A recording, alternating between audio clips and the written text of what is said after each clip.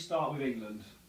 Because we're all from that country, and Well, let's not jump to conclusions. Oliver's from Cornwall. I'm from Cornwall. which is technically another part of the country. We've got doesn't our- want to be part Are of you the country. seeking independence? We are seeking independence, yes. There's an official Facebook group attributed to that. Okay, then the majority of us are English, and we're going to talk about England for a bit. So sorry, overseas people. England won 2-0 against Switzerland. It was a lot better than the Norway game, which I think we can all just ignore because it was a bit rubbish, wasn't it? But a better performance, yes, no, maybe. Well, away at the toughest game in the group. It's not exactly the group of death, is it? No, but that would be the team to beat Switzerland, isn't it, in the group? So, like I said, in the Clean Pair of Shorts office, chances are, as long as England don't mess it up, they'll pretty much qualified now, aren't they? They're the 5th highest ranked FIFA team in Europe, Switzerland. Well done, Switzerland. They're a good team. They've got some very, very good players. Didn't they have a new manager in? Yes. That was his first game. Yep. Because he went 4-3-3, didn't he? And in the World Cup, I think they used the wing backs a lot more. Yeah, and yeah. They didn't seem to get up and down as much against. Shaqiri wasn't as influential as he was at the World Cup, and I think that what you were saying, because he didn't have the width to do that, and I think that was that's definitely a factor. But I mean, they've got plenty of good players in Liechtenstein. I think qualifying, Pepperoni. qualifying away, toughest team in the group. Yeah, 3 points, 2 goals, it's a big tick. big tick. It is a big tick. I thought the performance was decent. It wasn't brilliant, but it was better. It's an improvement. I like the diamond in midfield. That made me sexually aroused, especially with what's his face, Sterling at the tip. This is just getting so sexual. I love Sterling's tip. In me.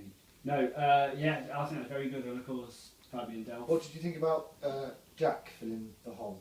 Well, are you making references? I think Wiltshire doesn't offer anything in that position. He's not physical enough and strong enough to break up play and set things going. He can't. He's better at close passing, linking up, those little moves, those little 1-2s. He can't do that in that position. I don't think he offers England anything in that position. I think Paul Scholes has criticised him in that position as well, just recently. I think the Ox would be a good shape for that position. I think Phil Jones. I think he should come out of central defence and But the trouble is, he's going to be playing central defence for Manchester United on a regular basis. maybe he shouldn't. Oh, have I said things? Have I opened the can of worms? Because Jack Yelka can play that role as well, can't he? Maybe he's a bit passive, isn't he? I don't think he's as good. They're as good as edging him out of the team, aren't they? Because Stones, who played obviously right back, he's a natural centre back for me, and I think that the future partnership will be Stones and Cahill, centre back. Cahill was awesome. Cahill is a great player. Who at right back there? That's a conundrum. Because Phil Jones can play right back as well. Yeah, I think there's not a lot of. I don't think there's not a lot of quality. That defensive midfielder in world football at the moment. Well, certainly European football. Callum Chambers has come into the fold as well. Yeah. Right back and centre back. There you go. The performance was good. Like I said, 3 points away from home. But I have a problem with Roy himself. He reminds me too much of Graham Taylor. Kind of that kind of Doddering old man. yeah. He does. I quite like Graham Taylor though. Maybe it's a Villa thing. Obviously I like Graham Taylor, but from a Villa point of view. Yeah. But from an England point of view, he was rubbish. I don't know. I think Roy, he comes across that way, and I've criticised him before, especially on this show. But he's giving young players a chance, and he's changing the shape, and he's adapting the way they play. He's not just 4-4-2 with a regular facing. Yeah. So he's probably deserves more credit than he gets, and I think he's so always more credit than I've given him. Yeah, before. he's always been considered sort of quite the nice guy, isn't he? You know, but I think he's shown just lately he's got a bit of backbone to him. You know, he can get his teeth stuck into the media a little bit as well. So, you know, I think he said he's good with youth players. So we've got a lot of good young players coming through. So It's a good start, very good start. So up front, we didn't create a lot of chances.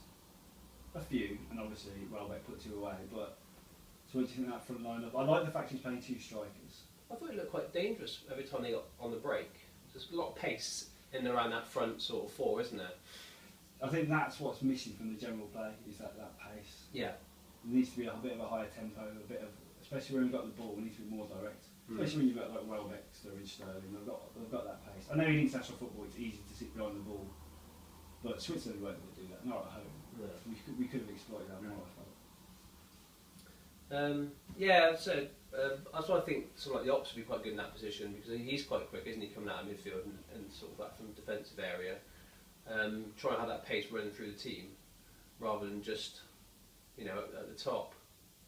Yeah. That's what I said to him. And what did he say to you? I said, thanks, mate. Stop talking to me. No, he was really appreciative of my wisdom. Yeah, Rooney doesn't fit into that system. If he wasn't captain, he would not be playing in that team. Would that be a bad thing? Well, you just can't drop him now, he's just made him captain. But would that be a bad thing What? for Rooney not to be in the team? Yeah, it would not be a bad thing, I don't think, at the moment.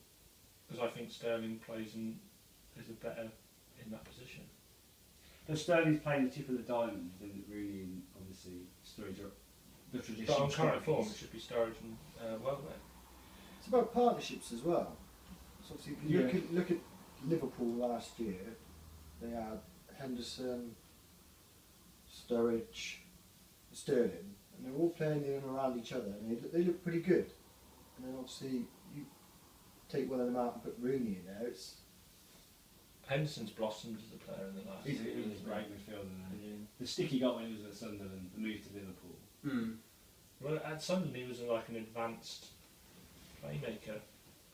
He was a younger man, and now he's dropped back a bit. He's a wonderful I player. mean, obviously they bought him for quite a big price, didn't they? It was some, I don't know, 16, 18, 20 million maybe. It was a big figure. So yeah. I mean, it's not his fault that he'd been bought for that sum, and you know he wasn't exactly setting the world like at Sunderland, but he's definitely come into his own now and cemented his position in midfield. I think for England at the moment.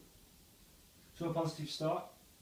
Yeah, I mean, if you look to the game and thought, if you come away with a clean sheet, 3 points, couple of goals, that's a great result, isn't it? And that's what he's done. Well done, England.